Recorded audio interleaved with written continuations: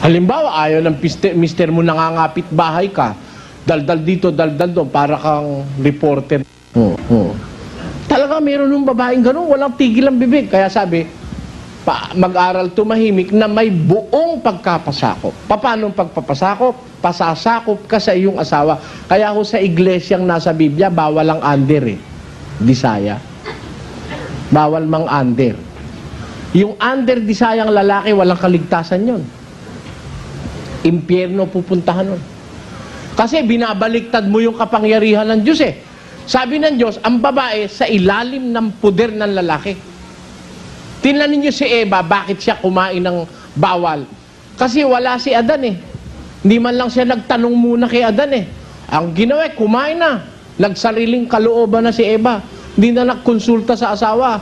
Alam niyo, ang isang mabuting pamilya, ang babae, pasasakop, bibili ka ng rep. Eh, alam mo namang ang mister mo naghahanap buhay. Dear, kasi yung mga bata, sana may baon lagi. Gusto ko sana bumili tayo ng rep. Magkano ba ikahulog isang buwan?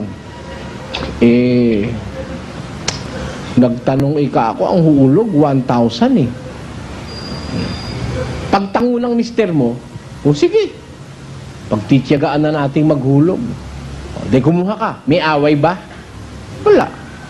Siya umukay. Siya presidente. Pag okay na presidente, okay na sa vice president. Di ba? Sino ba presidente? 523. Sapagkat ang lalaki ay pangulo ng kaniyang asawa. Ayun. Ang lalaki, pangulo ng asawa. Sino hong lalaki rito ang vice president?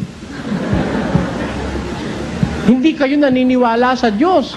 Kung kayo ang vice president, dapat pag may asawa, ang asawa, lalaki, yun ang president. Ang lalaki, pang-ulo ng asawa. Ang babae, pasakop sa kanyang asawa. Kaya hindi mag-aaway eh. Pang-ulo ka, lalaki, nagpapasakop naman si babae. Dear, dadalaw lang ako kila ina nga, baka ako gabihin. Pagtango niya, sige, kamusta na lang kay inang? Pag ginabi ka, magagalit ba? Hindi. Baka malay mo, kung maganda pagsasama nyo, bakit siya, mamaya medyo kumukulimlim na araw, padilim na. Susunduin ka pa nun eh. Mahal ka niya eh. Susunduin ka pa. Walang away eh.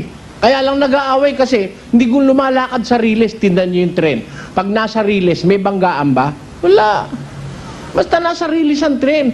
Pag nadiskaril yung isa, magbabanggaan. Pag nawala sa rilis, may rilis po ang babae, may rilis din ang lalaki. Parehong makakalakad kayong smooth na hindi madidisgrasya ang kahit na sino. Ngayon, bakit may disgrasya? Na-disgrasya yung mga anak, napabayaan, naging drug addict. Napabayaan yung mga anak, naging sugarol, naging standby, naging palaboy na lansangan. Bakit? May hindi lumalakad sa rilis yung mag-asawa eh. Ha? Pag lalo na may mag-asawa ngayon, anak lang ng anak.